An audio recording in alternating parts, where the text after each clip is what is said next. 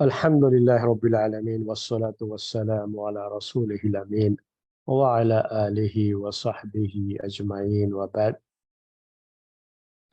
فأعوذ بالله السميع العليم من الشيطان الرجيم من حمده ونفثه ونفخه. بسم الله الرحمن الرحيم.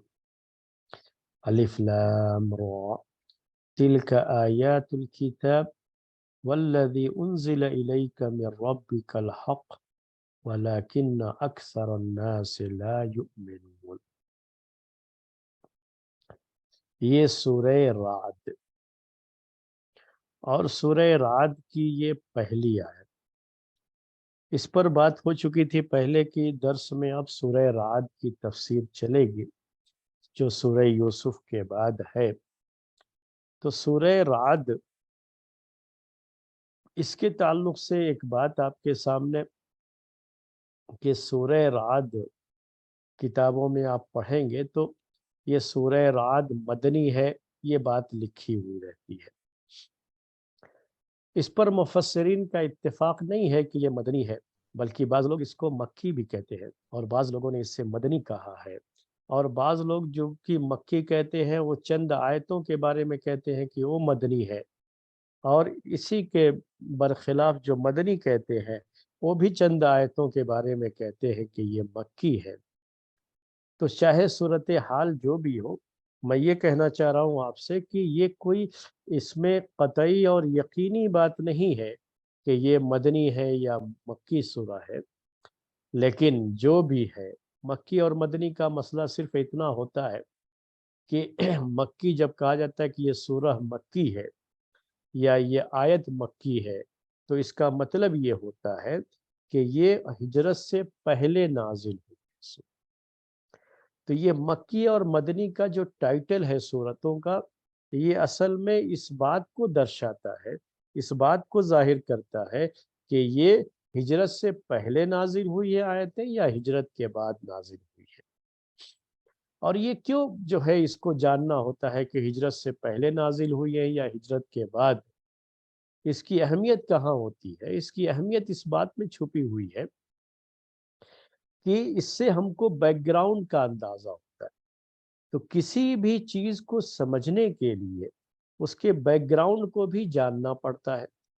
تو جب ہمیں یہ پتا ہو کہ یہ مکے کے ماحول میں سورہ نازل ہوئی تھی تو ہم کو اس آیت کو سمجھنے میں، ان آیتوں کو سمجھنے میں آسانی ہوتی ہے. اور جب یہ معلوم ہوتا ہے کہ مدینے کے جو ہے یہ بیک گراؤنڈ میں اس کے یہ آیتیں نازل ہوئی ہیں تو اس وقت بھی ہمیں یہ جو ہے سمجھنے میں آسانی ہوتی ہے کہ مدینے کا ماحول کیا تھا، اور اس طرح کے ماحول میں اگر یہ حکم آیا ہے، یہ بات کہی گئی ہے تو وہ سمجھنے میں زیادہ جو ہے آسانی ہوتی ہے. تو اس کا مسئلہ صرف اتنا ہی ہے مکی اور مدنی کا، کہ مکی کہیں گے تو اس کا مطلب یہ ہے کہ ہجرت سے پہلے نازل ہوئی ہے، اور مدنی کہیں گے تو ہجرت کے بعد، یعنی مدینہ ہجرت کے بعد نازل ہوئی.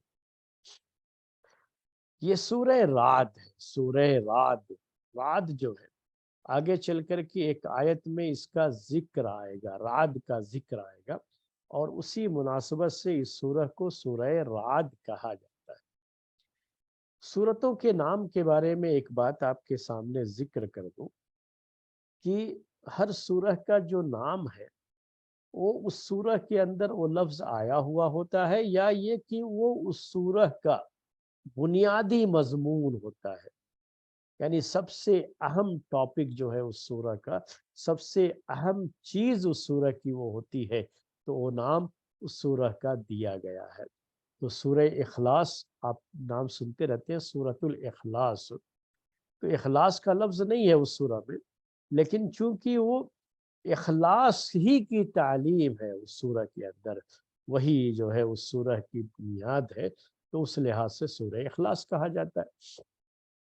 اسی طرح سے ہر سورہ کے اندر کوئی ایک ایسا لفظ اس کا سورہ کا، سورۃ النحل، سورۃ النمل، سورہ یوسف، سورۃ الرعد، جو اس سورہ کی مضامین میں بڑی اہمیت رکھتا ہے وہ لفظ، تو اس لفظ کو سورہ کا ٹائٹل بنا دیا گیا اور سورہ کا نام اس کو دے دیا گیا. تو یہاں پر بھی سورۃ الرعد، یہ رعد کا لفظ آئے گا آپ کے سامنے انشاءاللہ اس سورہ کے اندر، اور اسی مناسبت سے اس کو سورہ رعد کہا جاتا ہے۔ اب ہم جو ہے شروع کرتے ہیں اس سورہ کی جو پہلی آیت ہے آج کے اس درس میں، اس پہلی آیت کی تفسیر کو ہی آپ کے سامنے پیش کیا جائے گا، اور اس کے بعد میں جہاں تک سمجھتا ہوں کہ اتنا وقت نہیں بچے گا کہ ہم مزید دوسری آیت کے تعلق سے کوئی بات کہہ سکیں۔ یہ پہلی آیت ہی اس سلسلے میں اسی کے بارے میں بات ہو پائے گی، اسی لیے میں نے صرف ایک آیت کی بات کہی۔ تو شروعات ہوتی ہے الف لام میم را، الف لام میم را۔ عربی زبان میں انہیں حروف مقطعات کہا جاتا ہے۔ الف لام میم را، حروف مقطعات جو قرآن کی چند سورتوں کے شروع میں یہ الفاظ ذکر کیے گئے ہیں۔ سورہ بقرہ ہی کے شروع میں آپ پڑھتے ہیں الف لام میم، الف لام میم۔ یہاں ہے الف لام میم را، یہاں 4 ہے، سورہ بقرہ کے شروع میں 3 ہے، اور کسی کسی جو ہے سورہ کے شروع میں صرف ایک ہی ہے۔ نون، قاف، صاد، ایک ایک حرف ہے، اور کہیں کہیں جو ہے صرف 2 حرف ہے، تو کہیں 3 ہے، کہیں 4 ہے، اور کہیں کہیں 5 بھی آئے ہیں، کاف، ہا، یا، عین، صاد، یہ 5 ہے۔ بس یہی ہے، 1 2 3 4 5، اس سے زیادہ اب نہیں، 5 سے زیادہ نہیں۔ تو ان حروف کو لے کر کے کچھ باتیں ہیں جو ہم کو سمجھنی چاہیے، ہم کو جو ہے جاننی چاہیے، ہمیں جاننا چاہیے ان باتوں کو۔ تو وہ چند باتیں آپ کے جو ہے سامنے پیش کرتا ہوں، اور یہ بڑی اہم باتیں ہیں، بعض لوگ اس کو نظر انداز کرتے ہیں، پیش نہیں کرتے، جو کہ کیونکہ قرآن کی یہ قرآن کے اندر یہ باتیں ہیں، آپ سمجھ رہے ہیں نا کہ قرآن کے اندر یہ باتیں ہیں، اور ظاہر سی بات ہے کہ اللہ تعالیٰ نے اس کو ایسے ہی بغیر مقصد کے تھوڑی نا قرآن کے اندر ذکر کر دیا ہے۔ جب قرآن میں یہ ذکر کیا گیا ہے تو اس کے پیچھے ضرور کوئی نہ کوئی مقصد ہے، تو ہمیں اس چیز کی طرف توجہ دینی چاہیے۔ تو میں نے ابھی آپ سے کہا کہ یہ قرآن کی ساری صورتوں نہیں، بعض صورتوں کے شروع میں ہے یہ، اور جو یہ حروف مقطعات استعمال کیے گئے ہیں، یہ 14 حروف ہیں جو ذکر کیے گئے، 14 یعنی 14 جو ہے یہ لیٹرز ہیں عربک کے جو ذکر کیے گئے ہیں، جبکہ عربک کے ٹوٹل لیٹرز 28 ہوتے ہیں۔ 28 ہوں گے، جب ہم یہ مان لیں کہ حمزہ اور الف دونوں کو ایک مانیں گے تو 28 ہوتے ہیں، اور جب حمزہ اور الف دونوں کو الگ الگ مانیں گے تو 29 ہوتے ہیں۔ تو یہ جو 29 یا 28 کہہ لیجئے، 28 ماننے میں، تو اس کا جو ہے بالکل آدھا جو 14 ہے، تو 14 جو ہے لیٹرز یہ ذکر کیے گئے ہیں، پورے 28 نہیں ذکر کیے گئے، 29 نہیں ذکر کیے گئے۔ اسی طرح سے یہ ساری صورتوں کے شروع میں نہیں ذکر کیے گئے ہیں، بلکہ بعض صورتوں کے شروع میں ہی ذکر کیے گئے۔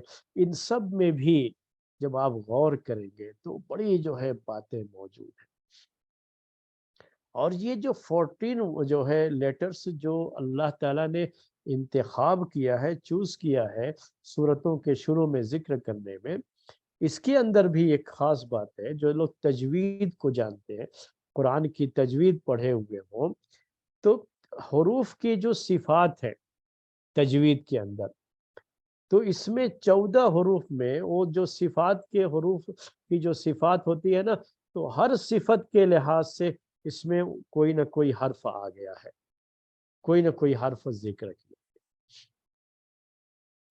تو یہ بات آپ کے سامنے، اور یہ بھی کہ عربی زبان کے جو ورڈس ہیں، ایک تو یہ لیٹرز ہو گئے، الف با تا سا، جسے آپ انگلش میں لیٹرز کہتے ہیں، حروف کہتے ہیں، ہم لوگ اردو میں جو ہے عربی میں بھی حروف کہتے ہیں۔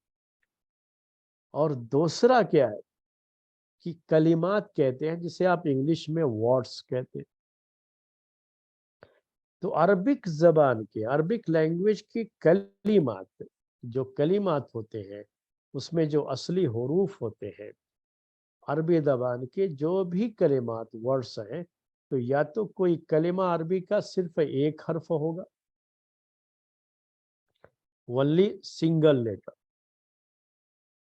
ایک حرف جو ہے، یا کبھی کیا ہوتا ہے کہ دو، کبھی جو ہے تین، جو زیادہ تر ہوتا ہے، اور کبھی چار بھی ہوتا ہے اور پانچ بھی ہوتا ہے۔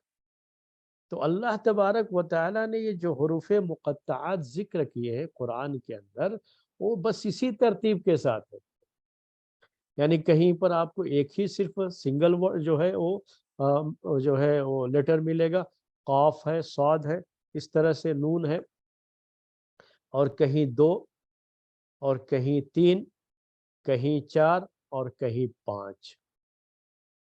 اب اس کے بعد ایک بڑا جو ہے سوال یہ ہوتا ہے کہ اللہ تعالیٰ نے اس کو کیوں ذکر کیا ہے؟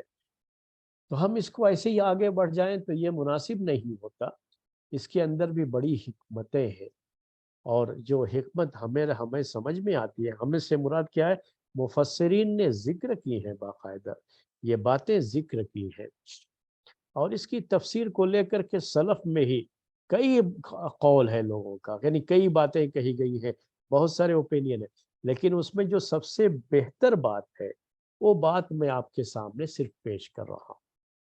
وہ بات یہ ہے کہ یہ حروف مقطعات، جنہیں مقطعات کہا جاتا ہے اس معنی کر کے کہ ان کو الگ الگ پڑھا جاتا ہے، یعنی الف لام میم الگ الگ پڑھتے ہیں، حالانکہ جو لکھا ہوا رہتا ہے ایسے ہی لکھا ہوا کہیں آتا ہے قرآن میں تو آپ کیسے پڑھتے ہیں؟ علم پڑھتے ہیں اس کو، علم نشرح لک صدرک، آپ اس کو علم پڑھتے ہیں عربی زبان، ایسا لکھا ہوا حمزہ لام میم لکھا ہوا رہے گا تو آپ کیا پڑھتے ہیں؟ علم پڑھتے ہیں آپ اس کو عربی۔ لیکن یہ جو حروف مقطعات ہے ان کو علم نہیں پڑھا جائے گا، یہ کیا ہے؟ الف لام میم، یعنی ہر حرف کو، ہر لیٹر کو دوسرے سے کاٹ کر کے پڑھا جاتا ہے، اسی لیے ان کو حروف مقطعات کہا جاتا ہے۔ مقطعات کا مطلب کہ ایک دوسرے سے کٹے ہوئے، یہ جو ہے جوڑ کر کے ملا کر کے ان کو نہیں پڑھا جاتا ہے، اور یہی سے وہ حکمت سمجھ میں آتی ہے کہ آخر جو ہے اس کو اللہ تعالیٰ نے جو مختلف صورتوں کے شروع میں ذکر کیا ہے تو اس کے پیچھے کیا حکمت ہے، یہی سے وہ بات سمجھ میں آتی ہے۔ اور ہر سورہ کے شروع میں نہیں ذکر کیا، بعض صورتوں کے شروع میں ذکر کیا ہے، اور پڑھا کیسے جاتا ہے اس کو؟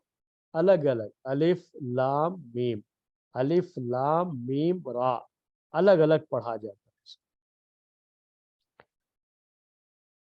تو یہ بتانے کے لیے حکمت کیا ہے، اس سلسلے میں دو حکمتیں لوگوں نے ذکر کی ہے۔ ایک تو یہ ہے کہ یہ قرآن کے اعجاز، قرآن کا جو اعجاز ہے، ایک چیلنج، قرآن قرآن کا جو چیلنج تھا، یہ اصل میں اسی کی طرف دعوت ہے کہ یہ مکے کے ان لوگوں سے، عرب کی اس قوم سے جس قوم کو اس بات کا بڑا گھمنڈ تھا، بڑا غرہ تھا، وہ ان کو جو ہے بہت جو ہے عرب کے لوگ دور جاہلیت سے اپنے آپ میں ان کو بہت زیادہ پراؤڈ جو ہے فیل کرتے تھے، اس چیز کو لے کر کے بڑے گھمنڈ میں رہتے تھے، اپنی زبان کو لے کر کے وہ لوگ، کہ دوسرے لوگوں کو عجمی کہتے تھے،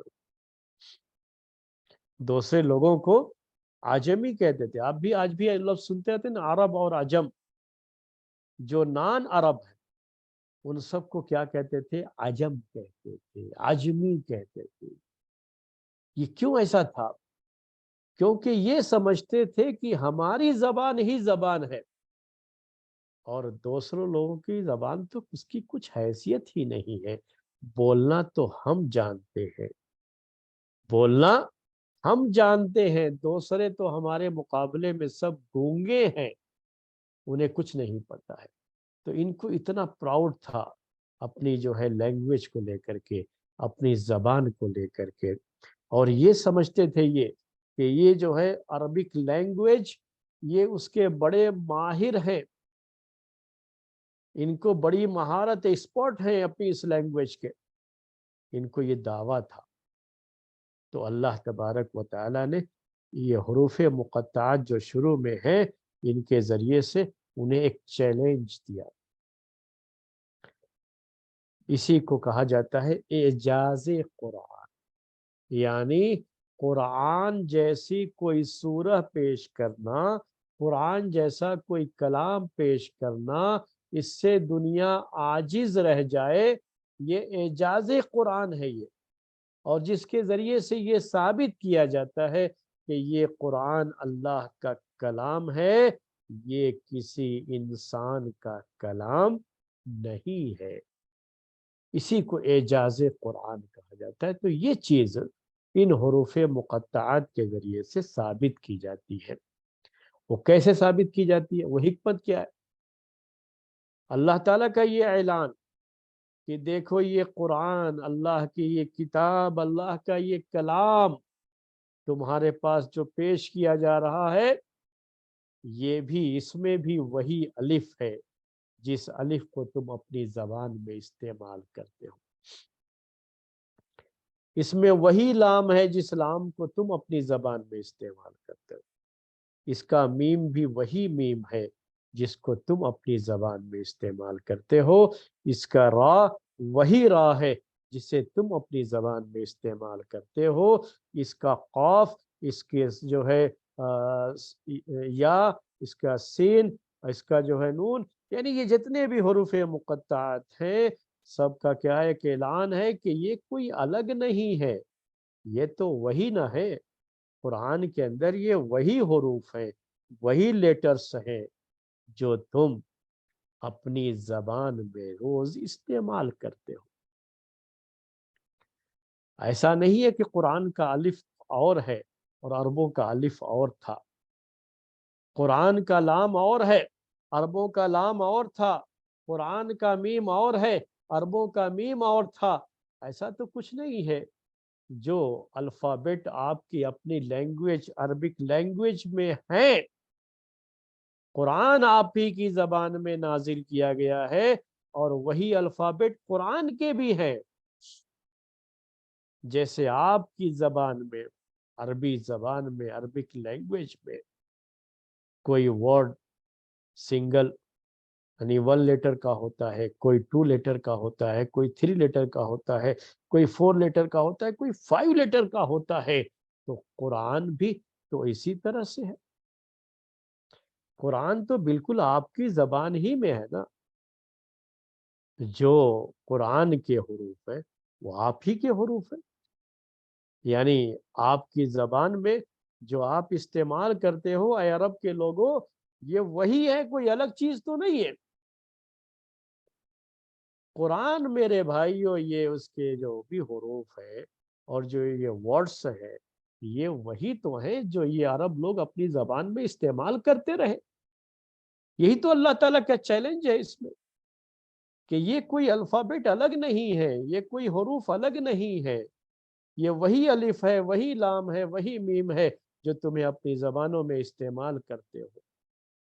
لیکن پھر کیا بات ہے کہ جب تم سے کہا گیا کہ اس قرآن جیسا قرآن پیش کر، پورا قرآن چھوڑو، 10 صورتیں پیش کر دو، پھر یہ کہا گیا 10 صورتیں بھی چھوڑو، صرف ایک سورہ پیش کر دو، قرآن جیسی ایک سورہ، اور وہ بھی کسی ایک آدمی کو نہیں کہا گیا، اللہ تعالیٰ نے کہا کہ پوری قوم، عرب قوم مل کر کے قرآن جیسی ایک سورہ پیش کر دے۔ عرب قوم ہی نہیں کہا، اللہ تعالیٰ نے کہ جو بھی تمہارے جن وغیرہ تمہاری مدد کے لیے آ سکتے ہیں، سب کو اکٹھا کر دو، اور سب مل کر کے قرآن جیسی کوئی ایک چھوٹی سی سورہ پیش کر دو، ایک چھوٹی سی جو ہے سورہ پیش کر دو۔ یہی تو چیلنج تھا यही तो एजाज है ना कुरान का। ये चैलेंज, उसी चैलेंज को अल्लाह ताला याद दिलाता है ये इन हरूफ मुक़त्ताआत से, कि ये वही हरूफ हैं जो तुम इस्तेमाल करते हो। इस कुरान में वही हरूफ है जो तुम इस्तेमाल करते हो। ये कुरान उसी तरह से है अरबी ज़बान में जिस तरह से अरबी ज़बान तुम यूज़ करते हो, इस्तेमाल करते हो। तुम्हारी ज़बान में ही इसे नाजिल किया गया। लेकिन फिर क्या बात है ऐ मक्के वालों, क्या बात है ऐ अरब कौम, कि तुम जो है इस जैसा कुरान पेश नहीं कर पाते हो। कोशिशें बहुत हुई, एक छोटी सी सूरह भी पेश करने की बड़ी कोशिश की गई, लेकिन उस वक्त से लेकर के आज तक 1400 सदियां गुजर गई मेरे भाइयों, और क़यामत तक ये चैलेंज बाकी रहेगा। और आज जब उस जमाने के लोग जो बड़े माहिर थे अरबिक लैंग्वेज के, वो नहीं कर सके, तो अब आज तो खैर अरबों को खुद अपनी अरबी जबान का पता नहीं है। आज सबसे कमजोर अरबिक लैंग्वेज अरबों की होती है। आपको ताज्जुब होगा, लेकिन ये एक हकीकत है, मैं वो पेश कर रहा हूँ आपके सामने, कि आज के इस दौर में क्या कहा जाता है कि अरबिक लैंग्वेज जो सबसे कमजोर अरबिक लैंग्वेज होती है वो अरबों की होती है। यानी सबसे ज्यादा गलतियां करने वाले अरबिक लैंग्वेज में खुद अरब के लोग हैं, और इन्होंने अपनी उस जबान को बाकी नहीं रखा जो कुरान की जबान थी। और ये लोग अपनी बातचीत में जो लोकल लैंग्वेज यूज करते हैं वो बिल्कुल ही जो है लोकल लैंग्वेज जो है, जिसका असल अरबिक लैंग्वेज से कोई ताल्लुक नहीं होता है। यानी वो बिल्कुल जो है खास तरीके से मिस्रियों की जो लैंग्वेज है वो तो बिल्कुल ही जो है, आप अरबी सीख करके जाओगे लेकिन आपको कुछ भी समझ में नहीं आएगा। क्यों नहीं आएगा? कि वो बिल्कुल ही हटे हुए लोग हैं। तो अभी तो अरबों अ, की लैंग्वेज का कोई एतबार ही नहीं रहा दुनिया के अंदर। असल अरबी जबान के जो माहिरीन गुजरे हैं पहले भी और आज भी, यानी वो जाहिलियत का और इस्लामी दौर जो था शुरू का, उसको छोड़ दे तो उसके बाद की बात कर रहा हूँ मैं ये। वरना उस वक्त तो अरबों को अपनी जबान का बड़ा नाज था, बड़ा घमंड था, और थे भी, उनकी जबान बड़ी आला दर्जे की थी। लेकिन अब तो खैर वो चीजें खत्म हो गई हैं, और जो है दूसरे लोग जो नॉन अरब हैं उनकी अरबी उनसे अच्छी होती है, और उनको अब सीखना पड़ता है नॉन अरब से अरबिक लैंग्वेज। ताज्जुब होगा आपको कि आज भी अरब कंट्रीज में बहुत से ऐसे लोग हैं जो अरबिक जबानी, इस्लाम की बात नहीं कर रहा हूँ, अरबिक लैंग्वेज की बात कर रहा हूँ, जो अरबिक लैंग्वेज सिखाते हैं खुद जो है अरब कंट्रीज में बैठ करके। तो वो ये जो है उस वक्त की बात है जब वाकई उनके पास अरबिक लैंग्वेज को लेकर के उनके पास बड़ी सलाहियत थी और बड़ा मकाम था उनका। लेकिन इसके बावजूद भी वो कुरान जैसी एक छोटी सी सूरह भी पेश नहीं कर सके, जबकि कुरान के हुरूफ वही है, कुरान के कलिमात वही है, कुरान के वर्ड्स वही है। कुरान भी उसी तरीके से इसमें सेंटेंस हैं अरबिक लैंग्वेज के, जिस तरह से सेंटेंस वो अपनी जबान में अपनी अरबिक लैंग्वेज में यूज करते थे। सारी चीजें होने के बावजूद भी कुरान जैसी कोई चीज वो पेश नहीं कर पाए, एक छोटी सी सूरह भी पेश नहीं कर पाए। ये एजाज है, ये इस बात की दलील है, ये इस बात के लिए प्रूफ है कि ये कुरान अल्लाह का कलाम है, किसी बंदे का कलाम नहीं। अगर ये कुरान किसी इंसान का कलाम होता तो जाहिर सी बात है कि अगर किसी और ने किया तो चलो, एक एक आदमी नहीं कर सकता तो कम से कम सब मिल करके तो कर सकते हैं ना। सबको मिल करके कहने के लिए ना कहा गया कि सब मिल करके एक सूरह पेश कर दो, लेकिन सब मिल करके भी पेश नहीं कर पा रहे हैं। तो ये है मेरे भाइयों एजाज का वो पहलू, ये है वो कुरान के ताल्लुक से, कुरान के एजाज के ताल्लुक से वो पहलू जो इन हुरूफ मुक़त्तआत में अल्लाह ताला की तरफ से ये जो हिकमत है उसको पेश करने की, وہ قرآن کے اعجاز کو ثابت کرنے کے لیے اور اسے بار بار یاد دلانے کے لیے کہ یہ قرآن جس میں وہی الف ہے، وہی لام ہے، وہی میم ہے، اور وہی جو ہے الفابیٹ ہیں جو اپنی زبانوں میں تم استعمال کرتے ہو، لیکن پھر بھی تم قرآن جیسی ایک چھوٹی سی سورہ پیش نہیں کر پا رہے ہو، اور یہ اس بات کے لیے پروف ہے کہ یہ قرآن اللہ کا کلام ہے، کسی انسان کا کلام نہیں ہو سکتا۔ دوسری حکمت کیا ہے اس میں کہ اس کے ذریعے سے اللہ کے رسول صلی اللہ علیہ وسلم کی رسالت کو ثابت کیا گیا، اس کا جو ہے پروف ہے، رسالت کو ثابت کیا، اس کے لیے یہ پروف ہے۔ کیوں؟ یہ کس طرح سے کہ یہ قرآن اللہ کا یہ کلام پیش کون کرتا ہے ان کے سامنے؟ محمد عربی رسول اللہ صلی اللہ علیہ وسلم، پیارے نبی صلی اللہ علیہ وسلم تو یہ قرآن ان کے سامنے پیش کر رہے ہیں نا، آپ ہی تو پڑھ کے سنا رہے ہیں کہ یہ ہے قرآن۔ جب پیارے نبی صلی اللہ علیہ وسلم کی زبان سے یہ قرآن ادا ہو رہا ہے، آپ بیان کر رہے ہیں ان کے سامنے، تو ظاہر سی بات ہے کہ یہ چیز انہیں پتہ ہونی چاہیے کہ اگر یہ محمد کا کلام ہوتا تو محمد جو کہیں بھی کسی ادارے میں جا کے پڑھا نہیں ہے، یہ کہیں کسی مدرسے میں جا کر کے پڑھا نہیں ہے، کسی استاد کے سامنے اب جو ہے کسی استاد کی شاگردی اختیار نہیں کیا ہے، یہ اپنی ماں کے پیٹ سے جیسے پیدا ہوا ہے ویسے ہی ہے، اسی لیے امی کہا جاتا ہے۔ امی کا مطلب یہی ہوتا ہے، کو ماں کو کہتے، یعنی ماں کے پیٹ سے جیسے پیدا ہوا ہے ویسے ہی ہے یہ، اور کہیں بھی کسی اسکول کالج میں اس کی کوئی تعلیم نہیں ہوئی ہے۔ تو جب یہ پیش کر رہا ہے اپنی زبان سے یہ کلام، تو ہم بھی پیش کر سکتے۔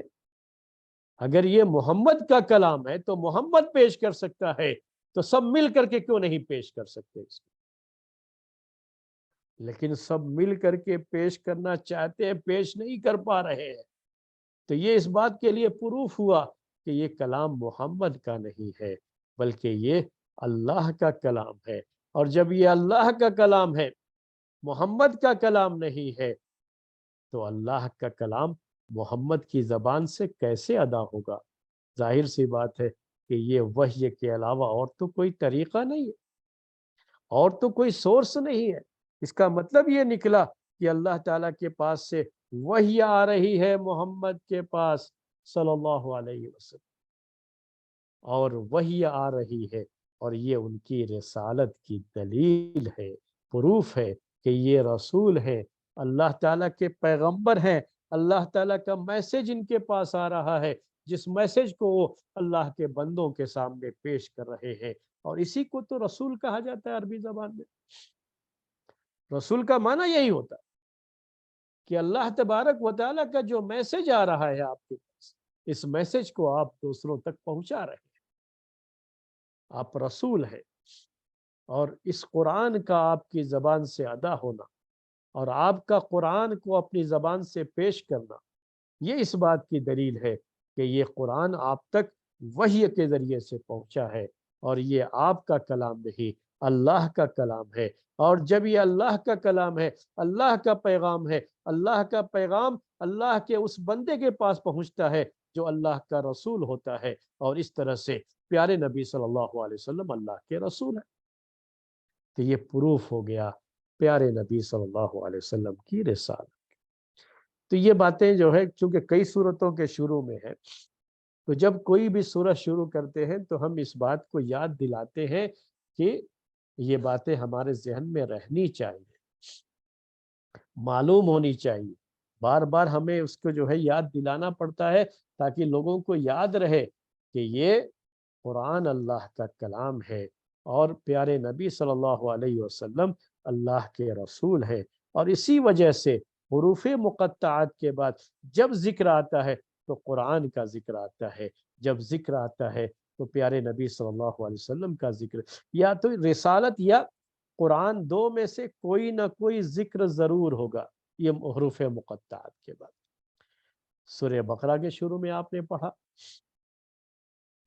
ہم نے آپ سے کہا یا تو کیا ہوگا، قرآن کا ذکر ہوگا یا تو رسالت کا ذکر ہوگا۔ سورہ بقرہ کے شروع میں آپ نے پڑھا تھا الف لام میم ذالک الکتاب، قرآن کا ذکر۔ یہاں پر بھی جو سورہ رعد ہے اس کے شروع میں کیا ہے، دیکھیے الف لام را، الف لام میم را تلک آیات الکتاب، تلک آیات الکتاب، قرآن کا ذکر۔ الف لام میم را تلک آیات الکتاب، یہ قرآن کی آیتیں ہیں، یہ کتاب کی آیتیں ہیں۔ اب ہم آ رہے ہیں اس کی جو ہے تفسیر، آیت کی تفسیر کی طرف۔ تلک آیات الکتاب، یہ کتاب کی آیتیں ہیں۔ اللہ تبارک و تعالیٰ نے کہا کہ یہ کتاب کی آیتیں ہیں، تلک آیات الکتاب، یہ کتاب کی آیتیں ہیں، یہ قرآن کی آیتیں ہیں۔ ہم عام طریقے سے جب بھی ترجمہ کرتے ہیں تو قرآن میں آپ ترجمہ پڑھیں گے تو ایسے ہی آتا ہے، یہ کا لفظ آتا ہے، یہ قرآن کی آیتیں ہیں۔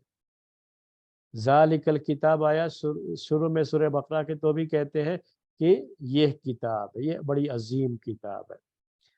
حالانکہ لفظ ذالکہ ہے وہاں پہ اور یہاں پر تلکہ ہے، ذالکہ بھی تلکہ بھی، فرق صرف اتنا ہے کہ ذالکہ مذکر کے لیے ہوتا ہے اور تلکہ مؤنث کے لیے، لیکن دونوں میں یہ بات ہے کہ یہ دور کوئی چیز ہوتی ہے تو اس کے اشارے کے لیے استعمال کرتے ہیں۔ اس کو عربی زبان میں اسماء اشارہ کہا جاتا ہے، یعنی یہ ایسے ناؤنس ہیں جس کو کسی طرف اشارہ کرنے کے لیے استعمال کیا جاتا ہے۔ تو اگر قریب کی کوئی چیز ہوتی ہے تو ہاذا کہتے، جسے آپ اردو میں یہ کہتے یا دس کہتے ہیں انگلش میں، اور دور کوئی چیز ہوتی ہے تو اس کے لیے عربی میں اشارہ کرتے ہوئے، جیسے ہم اردو میں اوہ کہتے ہیں، انگلش میں ڈیڈ کہتے ہیں، تو عربی زبان میں ذالک کہا جاتا ہے جب وہ میل ہو۔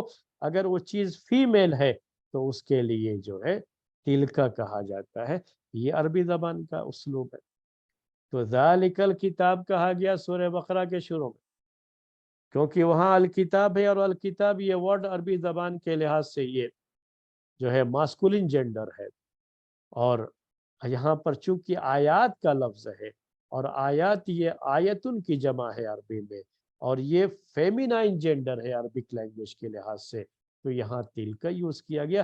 لیکن ہے ذالکہ بھی اور تلکا بھی یہ دور کے اشارے کے لیے ہوتا ہے، تو ہم کو معنی اردو میں وہ کرنا چاہیے تھا، انگلش میں ڈیڈ کرنا چاہیے تھا، لیکن ہم معنی جب کرتے ہیں اردو میں تو کیا کہتے ہیں، یہ قرآن کی آیتیں ہیں، یہ کتاب کی آیتیں ہیں، تلک آیات الکتاب، ہم یہ سے ترجمہ کر یہ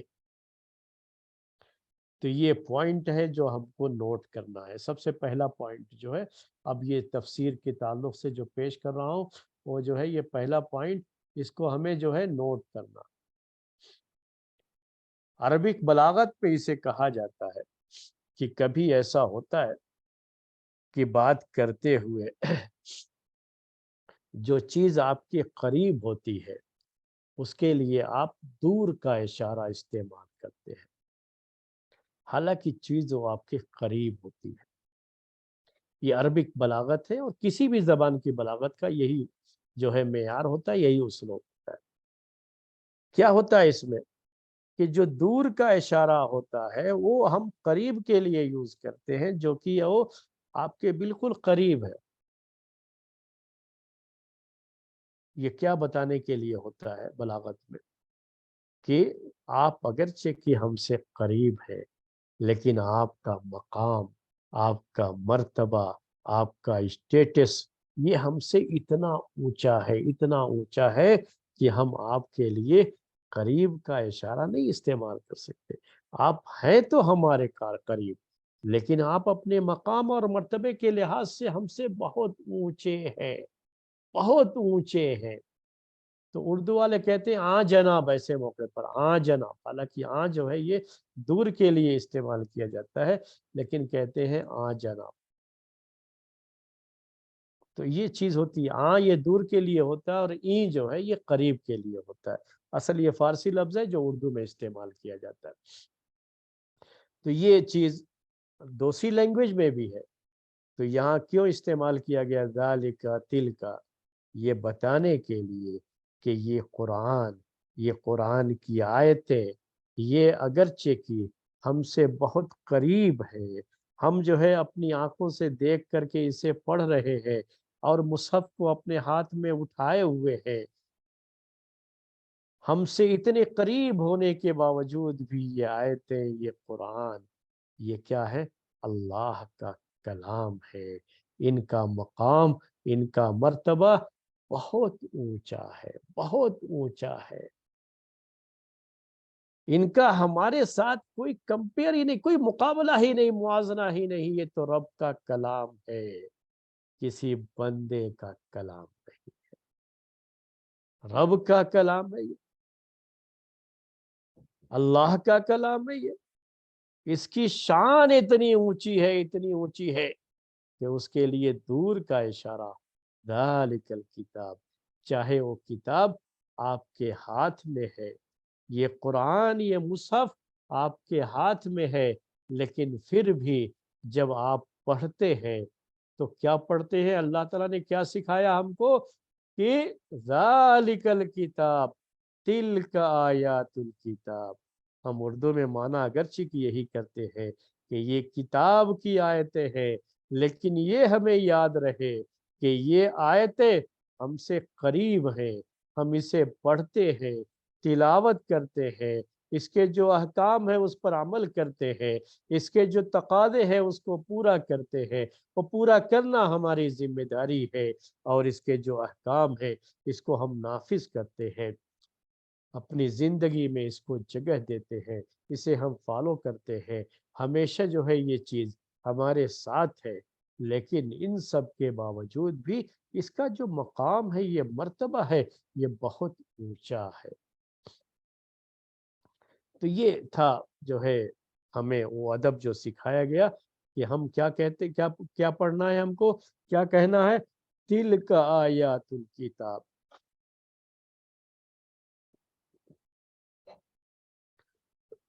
یہ کتاب کی آیتیں ہیں، یہ قرآن کی آیتیں ہیں۔ والذی انزل الیک من ربک الحق، اور جو نازل کیا گیا ہے، اور جو آپ کی طرف نازل کیا گیا ہے آپ کے رب کی طرف سے، سب کی سب کیا ہے؟ حق ہے۔ والذی انزل الیک من ربک الحق، اور وہ جو نازل کیا گیا ہے آپ کی طرف آپ کے رب کی جانب سے، الحق، سب برحق ہے، حق ہے، تروت ہے، اس میں شک و شبہے کی کوئی گنجائش نہیں ہے۔ یہ معنی ہوا۔ اب اس کے 3 پوائنٹس ہیں بلاغت کے لحاظ سے، وہ نوٹ کرنے کی باتیں ہیں، آپ نوٹ کر لیجئے گا۔ 3 باتیں پیش کر رہا ہوں اس کے تعلق سے، ورنہ کچھ ایسی بھی چیزیں اس میں ہیں جو عربک لینگویج کی جو بہت اعلیٰ جو ہے لیول کی جو باتیں ہوتی ہیں، اس طرح کی بھی کچھ چیزیں ہیں، وہ نہیں ذکر کروں گا آپ کے سامنے، صرف وہ 3 پوائنٹس جو آسانی سے آپ سب لوگ سمجھ سکتے ہیں۔ پہلا پوائنٹ اس میں میرے بھائیوں یہ ہے کہ اللہ تعالیٰ نے کہا اس کتاب کے تعلق سے، یہ قرآن، یہ جو ہے اس کتاب کی آیتیں ہیں، جو کتاب تمہاری طرف، آپ کی طرف، آپ کے رب کی طرف سے نازل کی گئی ہے، اتاری گئی ہے۔ یہ آیتیں جو ہے اللہ تعالیٰ کی طرف سے اتاری گئی ہے، نازل کی گئی ہے، اللہ تعالیٰ نے یہ بات کہی ہے۔ تو یہ جو پوائنٹ، پہلا پوائنٹ ذکر کرنا چاہ رہا ہوں، وہ لفظ انزلہ کا جو ہے نا، اس کے بارے میں ذکر کرنا چاہ رہا ہوں آپ کے سامنے۔ یہ انزلہ جو آپ کے رب کی طرف سے نازل کی گئی ہے، اتاری گئی ہے، یہ پورا ایک سسٹم ہے میرے بھائیوں۔ اس سسٹم کی طرف اس ایک لفظ سے، انزلہ سے، اللہ تبارک و تعالیٰ نے اشارہ کر دیا، بیان کر دیا۔ ایک سسٹم ہے یہ کتاب کے نازل کرنے کا، اور پورا سسٹم میرے بھائیوں اس کے اندر آ گیا۔ آپ کے ذہن میں میرا یہ کہتے ہی جو ہے نازل کیا گیا جو کہا گیا، تو سسٹم تو آپ کے ذہن میں آ گیا ہوگا کہ کس طرح سے اللہ تبارک و تعالیٰ نے اس قرآن کو نازل فرمایا ہے۔ یہ قرآن، اب تھوڑی سی وضاحت کر دیتا ہوں سسٹم کی، وہ پورا سسٹم جو ہے اس کے اندر آ جاتا ہے، اس لفظ کے اندر آ جاتا ہے۔ اللہ تبارک و تعالیٰ کا یہ کلام، قرآن جو ہے اللہ تعالیٰ کا کلام ہے۔ اللہ تعالیٰ کا یہ کلام لوح محفوظ میں، جہاں صرف فرشتوں کا ہاتھ ہی پہنچ سکتا ہے اور کوئی وہاں جو ہے نہیں پہنچ سکتا، وہاں پر یہ محفوظ ہے اللہ تعالیٰ کا کلام۔ پھر وہاں سے رمضان کے مہینے میں اللہ تبارک و تعالیٰ نے اس قرآن کو لوح محفوظ سے سمائے دنیا کہتے ہیں اس آسمان کو جو دنیا سے قریب ہے۔ 7 آسمان میں سے جو دنیا کی طرف سے جو ہے دیکھیں گے آپ، تو جو پہلا آسمان ہوگا اسی کو سمائے دنیا کہا جاتا ہے۔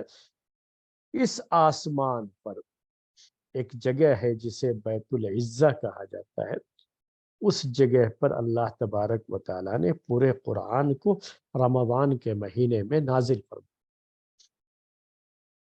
جس کا ذکر ہے انا انزلناہ فی لیلۃ القدر، جو رمضان کے مہینے میں آپ بار بار سنتے رہتے ہیں کہ ہم نے اس کو قدر کی رات میں، لیلۃ القدر میں نازل فرمایا۔ پھر وہاں سے جیسی جیسی ضرورت تھی اللہ کے رسول صلی اللہ علیہ وسلم کے پاس، قرآن کی یہ آیتیں جبریل علیہ السلام لے کر کے آتے رہے، وحی جو ہے یہ آتی رہی ہے، اور پیارے نبی صلی اللہ علیہ وسلم اس کو سنتے رہے، لوگوں کو بیان کرتے رہے، اور یہ سلسلہ 23 سال کی مدت تک، 23 ایئرس جو آپ کی نبوت اور رسالت کا پیریڈ ہے، مدت ہے، اس پورے جو ہے پیریڈ میں یہ سلسلہ چلتا رہا۔ تو یہ پوری جو ہے کا جو پورا ایک سسٹم تھا، یہ اس کے تعلق سے اس سسٹم کی طرف اللہ تبارک و تعالیٰ نے اشارہ کر دیا کہ والذی انزل الیک، جو نازل کیا گیا آپ کی طرف، انزل الیک، تو قرآن کے نازل ہونے کی شکل یہ نہیں تھی، سسٹم یہ نہیں تھا کہ اس کو جو ہے لکھ کر کے پیارے نبی صلی اللہ علیہ وسلم کے حوالے کر دیا گیا، جیسے تورات موسیٰ علیہ السلام کے حوالے کر دی گئی۔ وہ تو تختیوں پر لکھی ہوئی تورات موسیٰ علیہ السلام کو دے دی گئی، ان کو بلایا گیا جگہ پہ، وہاں گئے تو ان کے وہ حوالے کر دی گئی چیز۔ تو وہ سسٹم نہیں تھا یہاں پہ، یہ انزلہ والا سسٹم ہے یہاں۔ والذی انزل الیک، آپ کی طرف جو ہے اسے نازل کیا گیا، من ربک، دوسرا پوائنٹ کیا ہے کہ اس میں من ربک کہا گیا ہے، آپ کے رب کی طرف سے۔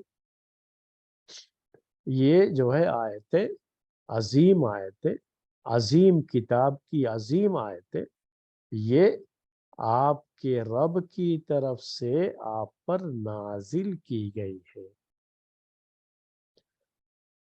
یہ پوائنٹ کیا ہے؟ لفظ من ربک، یہ لفظ ہے، اس پر یہی جو ہے اس پر غور کرنے کی بات ہے۔ یہ جو ہے تزکیہ نفس ہے، اس پر غور کیجیے آپ۔ من ربک کہا اللہ تبارک و تعالیٰ نے، یہ نہیں کہا ہے یہاں پر اللہ تعالیٰ کا کلام ہے، اللہ تعالیٰ یہ کہتا کہ میں نے نازل کیا ہے یا ہم نے نازل کیا ہے آپ کے اوپر، ویسا نہیں کہا اللہ تعالیٰ۔ یا اللہ کا لفظ بھی استعمال کیا جا سکتا تھا، اللہ کے ناموں میں سے سب سے اہم نام تو اللہ ہے، وہ بھی نہیں کہا گیا۔ والذی انزل الیک من اللہ، یہ بھی نہیں کہا گیا۔ من الہک، یہ بھی نہیں کہا گیا۔ کہا گیا من ربک، آپ کے رب کی طرف سے۔ تو یہاں اللہ تعالیٰ کی ربوبیت کی صفت اس کی اہمیت ہے، اور اسی لحاظ سے یہاں مر ربک کہا گیا ہے۔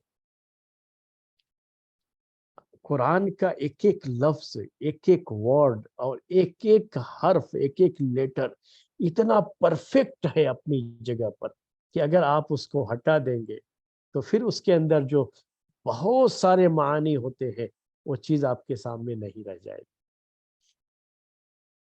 وہ چیزیں پھر جو ہے نہیں پیدا ہوتی۔ اسی لیے آپ کو شروع میں ہم نے جو کہا تھا نا کہ یہ پورا قرآن کیا ہے، یہ چیلنج تھا ان کے لیے اور عربوں کے لیے کہ اس جیسا قرآن وہ نہیں پیش کر، کیونکہ اس کا جو ایک ایک حرف، ایک ایک ورڈ اتنا پرفیکٹ ہے اپنی جگہ پر، اور اس کے اندر جو ہے اتنی حکمتیں ہیں۔ ہر بات تو ہم کو بھی سمجھ میں نہیں آتی ہے، انسانوں کو بھی سمجھ نہ جانے اللہ تعالیٰ کی کتنی حکمتیں ہیں۔ وہ کچھ باتیں ہیں جو اللہ تعالیٰ اپنے بعض بندوں کے دلوں میں ڈال دیتا ہے تو وہ بعض حکمتیں جو ہے اس کی پیش کر دیتے ہیں۔ تو کیا کہا میرے بھائیو، یہ کہ یہاں پر آپ کے رب کی جانب سے، تو یہ ربوبیت کی جو صفت ہے اللہ تعالیٰ کی، یہ جو رب کہا کہ آپ کے رب کی طرف سے یہ آیتیں جو ہے نازل ہوئی ہے، یہ احکام نازل کیے گئے ہیں، یہ گائیڈ لائن اور میسج آپ کو آپ کے رب کی طرف سے دیا گیا ہے۔ تو یہاں رب کے لفظ کی اہمیت، اللہ کے اس نام کی، رب بھی اللہ تعالیٰ کے ناموں میں سے ایک نام الرب، تو اس نام کو یہاں خاص طریقے سے ذکر کیا گیا جس میں ربوبیت کی صفت ہوتی ہے۔ ربوبیت کی صفت کا مطلب کیا ہوتا ہے، تھوڑی سی اس کی جو ہے وضاحت کرتا ہوں۔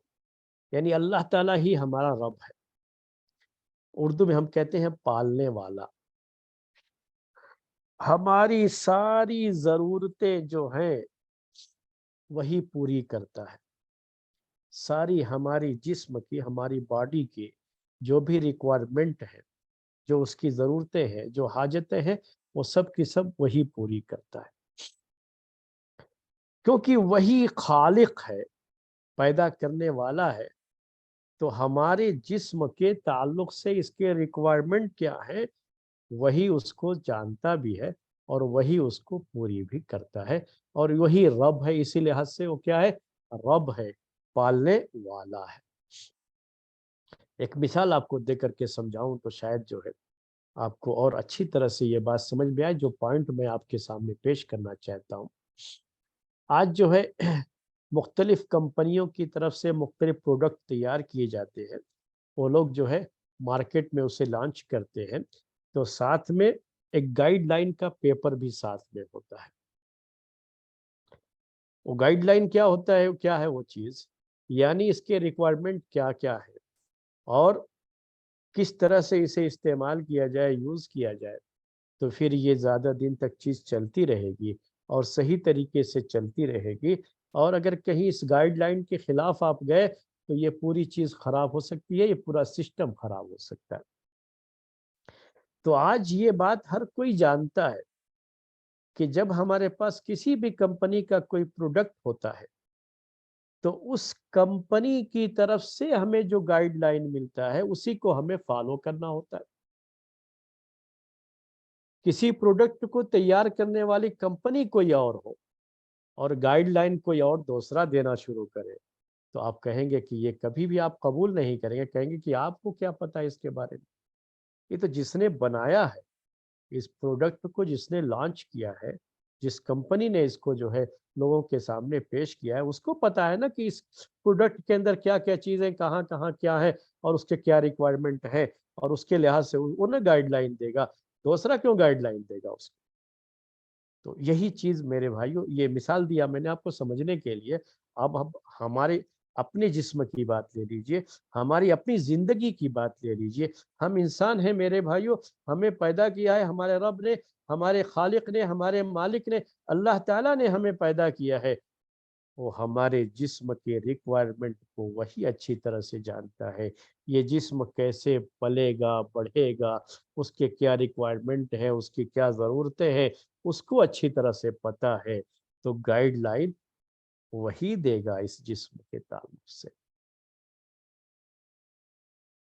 یہ نفس کا تزکیہ، یاد رکھیے یہی نفس کا تزکیہ ہوتا ہے۔ وہی نہ دے گا کہ کوئی اور دے گا میرے بھائی۔ تو اللہ تعالیٰ نے کہا تمہارے رب کی طرف سے ہے یہ۔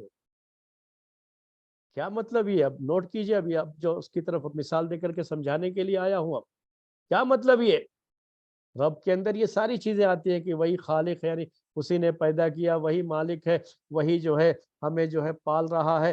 یہ جو ساری چیزیں ہیں تو یہ اس رب کی طرف سے، اس ذات کی طرف سے جس نے پیدا کیا ہے تم کو اے انسانوں، جو تمہارا خالق ہے، تمہاری ایک ایک چیز کو، تمہارے جسم کے ریکوائرمنٹ کو وہ جانتا ہے، اور یہ اس کی طرف سے گائیڈ لائن ہے جو تم پر نازل کی گئی ہے۔ تو اب کیا ہوا؟ یہ خود بخود بات سمجھ میں آ گئی نا کہ ہمارے جسم کی ایک ہوتا ہے میرے بھائیوں، ہمارے جسم کی ضرورت کھانے پینے کی ضرورت، اور ایک ضرورت ہے ہمارے سول کی، ہماری روح کی، ہماری جو جسم ہے نا یہ ہمارا، اس کے نفس جو ہے اس کے تزکیے کا مسئلہ۔ تو یہ نفس کا تزکیہ کہاں سے حاصل ہوگا؟ یہ گائیڈ لائن کہاں سے آئے گا؟ رب کی طرف سے، کیونکہ وہ پالنے والا ہے، وہ خالق ہے، وہ مالک ہے، وہ رازق ہے، وہ تمہیں پال رہا ہے، وہ جانتا ہے کہ تمہارے نفس کی ضروریات کیا ہے، وہ جانتا ہے کہ تمہاری روح کی ضروریات کیا ہے، وہ جانتا ہے کہ تمہارا دل کو کیسے پیوریفائر کیا جائے گا، وہ جانتا ہے کہ جو ہے کس طرح سے تمہاری جو ہے صفائی ہوگی، اور اس نے اس کے لیے یہ میسج، یہ گائیڈ لائن نازل کیا ہے۔ تو یہ ہے قرآن کی آیتیں جو تمہاری طرف، تمہارے رب کی طرف سے، جس نے تمہیں پیدا کیا، جس کو پتا ہے کہ تمہارے ریکوائرمنٹ کیا ہے، اس کے لحاظ سے اس نے یہ گائیڈ لائن تمہارے پاس بھیج دیا ہے۔ اب تو بات میرے خیال میں بہت کلیئر ہو گئی ہوگی۔ تو یہ اس کی اہمیت آپ کو سمجھ میں آ جانی چاہیے اس سے، کہ یہ چونکہ رب کی جانب سے ہے، اور اسی لحاظ سے میرے بھائیوں اس کی وہ اہمیت ہے، وہ اہمیت ہے۔ اور ہم سب کے لیے ضروری کیا ہو جاتا ہے کہ ہم اس رب کے بندے ہیں، اور وہ ہمارا رب ہے، اس نے ہمارے لیے یہ گائیڈ لائن بھیجی ہے، تو ہمیں اسی کو فالو کرنا ہے۔ گائیڈ لائن وہی دے گا جس نے اسے لانچ کیا ہو، کوئی اور جو ہے گائیڈ لائن دے۔ ہم دنیا میں معمولی چیزوں کے لیے قبول نہیں کرتے، تو پھر اپنے جسم کے لیے، اپنی روح کے لیے کسی اور گائیڈ لائن کو کیوں قبول کریں گے؟ اپنے رب کی گائیڈ لائن کو نہ قبول کریں گے۔ اس کے بعد تیسرا پوائنٹ کیا کہا؟ من ربک الحق، الحق عربی زبان کے لحاظ سے یہاں الحق جو کہا گیا، الحق یعنی وہ الحق، یہی حق ہے، یہی حق ہے۔ یہ بات، یہ عربک لینگویج کے لحاظ سے اس کو کہا جاتا ہے کہ اس میں قصر پایا جاتا ہے عربک بلاغت میں۔ تھوڑا سا لفظ یہ ہو سکتا ہے مشکل ہو جائے آپ کے لیے، لیکن میں صرف اس کی جو ہے اس کو جو ہے اس کی شرح کرتا ہوں، آپ کو ایکسپلین کرتا ہوں صرف، جو ہے وہ چاہے قصر کا لفظ آپ کو نہ سمجھ میں آئے۔ یعنی اللہ تعالیٰ کیا فرما رہا ہے یہاں پر کہ اور وہ جو کہ آپ کی طرف نازل کیا گیا آپ کے رب کی طرف سے، یہی حق ہے۔ اب تو آپ سمجھ جائیں گے کہ جو ہے کیوں حق ہے یہ، جو میں نے ابھی آپ کو بتایا کہ رب کی طرف سے ہے، اور جو گائیڈ لائن بنانے والے کی طرف سے آتا ہے، پیدا کرنے والے کی طرف سے آتا ہے، وہی حق ہوتا ہے۔ کسی اور کی طرف سے آئے تو آپ کہیں گے کہ آپ کو کیا پتا ہے اس کے اندر کیا کیا چیزیں رکھی گئی ہیں، آپ کو کیا پتا ہے؟ جب آپ جانتے نہیں اس کے بارے میں تو آپ کون ہوتے ہیں اس کے بارے میں کہنے والے؟ اور کوئی پیش کرے تو آپ رد کر دیتے ہیں کہ یہ جو ہے بس ایسے ہی بیکار کی باتیں ہیں. ہمارے پاس حق وہ ہے جو رب کی جانب سے ہے، جو پیدا کرنے والے کی جانب سے ہے، جو پالنے والے کی جانب سے ہے، جو وہاں سے آیا وہی حق ہے. کوئی اور پیش کرے تو وہ حق نہیں ہو سکتا. یہی حق ہے صرف. تو یہ پوائنٹ ہے میرے بھائیوں لفظ الحق میں. یہ 3 پوائنٹ ہم نے آپ کے سامنے پیش کیے. آخر میں اب آیت پوری کر دیتا ہوں میرے بھائیوں، وقت ہو گیا ہے. وَلَكِنَّ أَكْثَرَ النَّاسِ لَا يُؤْمِنُونَ، لیکن اکثر لوگ ایمان نہیں لاتے.